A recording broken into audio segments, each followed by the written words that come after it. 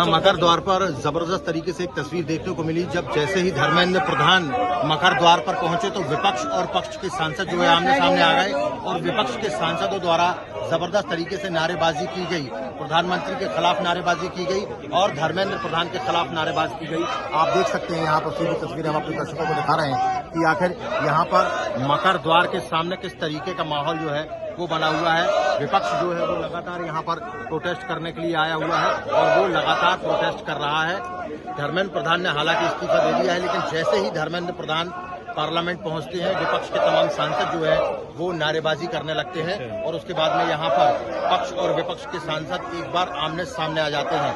जो पार्लियामेंट के सुरक्षाकर्मी हैं, सीआईएसएफ के जो जवान हैं वो बीच में आकर खड़े हो जाते हैं।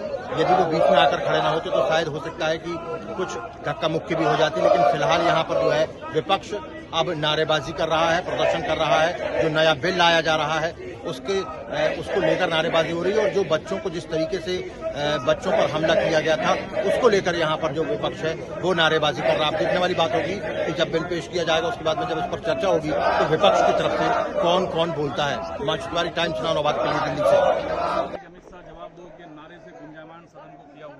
देखिए, जिम्मेवारी तो राहुल गांधी की तय होनी चाहिए।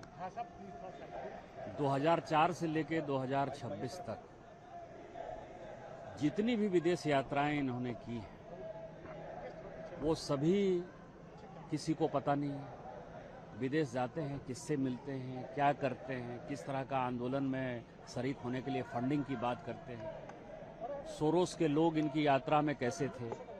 2008 में जो चीन के साथ इनका समझौता हुआ, कांग्रेस का गुप्त समझौता हुआ, आज तक उसको इन्होंने डिस्क्लोज नहीं किया। ये कोई ट्रांसपेरेंसी है। दूसरा, लीडर ऑफ द अपोजिशन का जो कानून में कॉल एंड सगधर कहता है कि लीडर ऑफ द अपोजिशन यदि डिफेक्टो प्राइम मिनिस्टर की तरह बिहेव करेगा तो बाहर जब जाएगा तो वो देश की नीतियों के बारे में, सरकार के नीतियों के बारे में बताएगा। राहुल गांधी जी ने जितनी यात्रा की है उसमें देश के खिलाफ बोला है, सरकार के खिलाफ बोला है, संविधान के खिलाफ बोला है।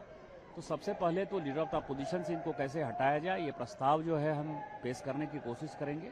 और दूसरा, 2004 से लेकर 2026 तक इनकी सारी यात्राएं, सारे मित्र, सारे गुप्त समझौते, इसके बारे में हम सरकार से आग्रह करेंगे कि एक एसआईटी बना दी जाए और एसआईटी से इसकी जांच हो, तभी तो जिम्मेवारी तय होगी ना। पहले तो ये जिम्मेवारी तय हो, पहले तो 2004 से 2026 तक राहुल गांधी की जिम्मेवारी तय हो, तब जो वो डिमांड कर रहे हैं उसकी जिम्मेवारी तय होगी। सरकार में प्रस्ताव कब लाएंगे, किस तरह से? अभी हम कोशिश करेंगे इसके लिए। ये मांग कर रहे थे, इस्तीफे के बाद भी संसद के बाहर वो लोग जिस तरह से प्रोटेस्ट कर रहे हैं, ये सभी जो है देश तोड़ने की साजिश में शामिल हैं।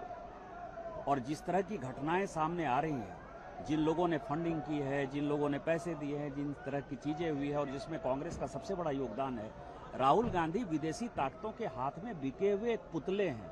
ये राहुल गांधी थोड़े हैं, ये पुतला है जो विदेशी शक्तियों का एक शरीर में है कि राहुल गांधी है, गांधी परिवार है, इसलिए इसकी इतनी हैसियत है।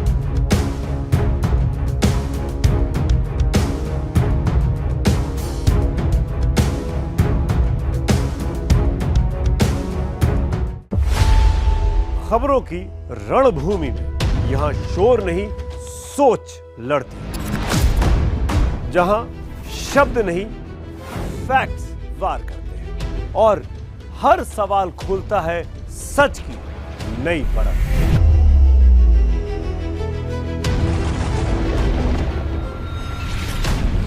चक्रव्यूह आपके अपने सुमित अवस्थी के साथ सोमवार से शुक्रवार शाम 6:57 पर टाइम्स नाउ नव भारत पर।